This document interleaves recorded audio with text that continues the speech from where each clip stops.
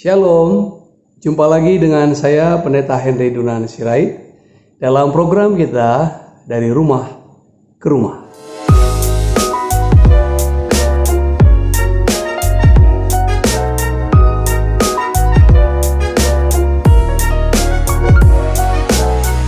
Dan kali ini kita masih berada pada topik yang besar tentang 10 perkara sia-sia yang tidak memberi faedah dalam hidup kita. Edisi kali ini kita berbicara tentang benih yang jatuh di pinggiran jalan. Dalam perumpamaannya, Tuhan Yesus mengibaratkan bahwa orang-orang dengan kategori-kategori atau kriteria kejiwaan orang, penerimaan orang, pengenalan orang terhadap Kristus, ibarat benih yang jatuh di tempat-tempat yang beragam. Yang pertama dikatakan ada yang jatuh di pinggir jalan, ada yang jatuh di tanah berbatu-batu, ada yang jatuh juga di tanah yang bersemak duri, dan yang terakhir jatuh di tanah yang subur. Orang-orang yang tidak beri manfaat atau hal-hal yang sia-sia yang tidak memberi faedah itu sama seperti benih yang jatuh di tanah yang tidak tepat.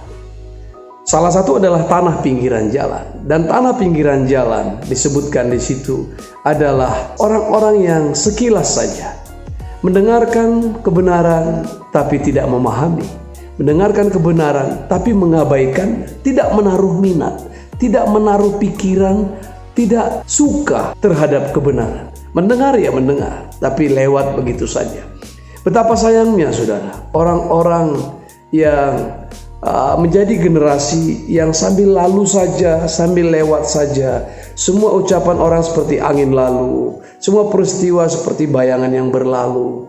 Sangat sayang sekali. Dan saya mau katakan ada banyak orang-orang di sekitar kita yang akan membuat repot hidup kita, pelayanan kita, pekerjaan kita. Apabila ada orang-orang yang seperti benih-benih yang jatuh di pinggiran jalan, yang seperti benih-benih jatuh di tanah bebatuan. Kalau benih jatuh di pinggiran jalan, mereka hanya orang-orang yang sekedar menjadi Kristen, sekedar tidak mau indip, tidak mau lebih dalam. Semestinya orang-orang Kristen, orang-orang percaya, orang-orang beriman diciptakan, ditebus oleh Tuhan supaya menjadi seperti Kristus. Tidak ada pilihan lain. You must really to be like Jesus or not at all. Jadi kalau tidak mau jadi seperti Tuhan, tidak sama sekali. Tidak ada hampir-hampir mirip Tuhan. Kalau hampir-hampir mirip Tuhan, saya kira juga masih hampir-hampir mirip dengan iblis, dengan setan. Mirip Tuhan sama sekali atau mirip dunia sama sekali. Tidak ada pilihan lain. Jadi semua hanya sampai sebatas-batas rasa saja. Ibarat mencicip hanya sebatas ujung lidah. Ibarat mendengar hanya sebatas kulit telinga.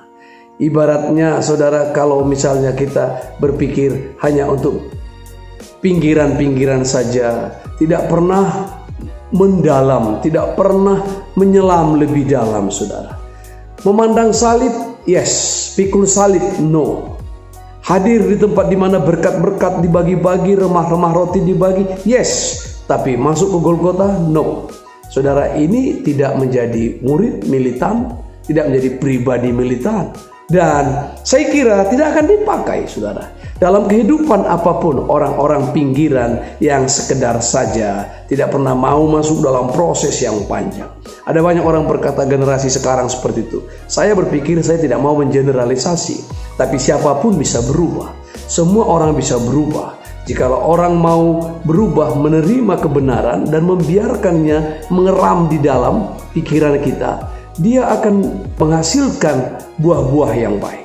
Saudara tahu kenapa perut kita itu, usus kita itu berbelit-belit begitu lama, dan di dalam itu dia berlilit-lilit begitu, supaya makanan yang kita makan sempat dicerna. Saudara bisa bayangkan kalau perut kita lurus saja seperti pipa. Saudara, apa yang kita makan langsung saja dia keluar. Tapi dengan tinggal di dalam ada dulu perut besar, terus ada usus 12 jari, dan semua menyerap di dalam, dan semua makanan yang dicerna bermanfaat untuk tubuh kita. Begitu juga lah orang kalau mendengar kebenaran dan diam, direkam, direnungkan. Firman Tuhan berkata dalam kitab Mazmur, merenungkan firman Tuhan siang dan malam. Nah, itu sebabnya orang-orang yang merenungkan itu mereka akan berhasil.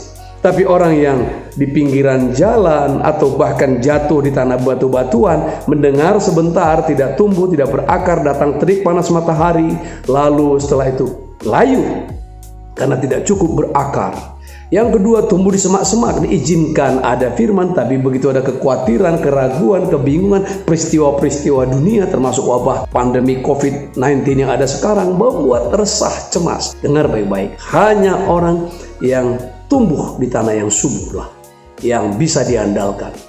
Dia akan menjadi orang beriman yang bisa diandalkan oleh orang-orang sekitarnya, juga oleh kerajaan Allah. Kalau kita mengatakan kita membanggakan Allah, semestinya juga Allah banggakan kita. Allah juga senang akan kita. Saya kira ini renungan yang bisa kita renungkan dalam edisi kali ini dari saya, Henry Dunani Sirait, masih dari rumah ke rumah. Tuhan Yesus memberkati. Shalom.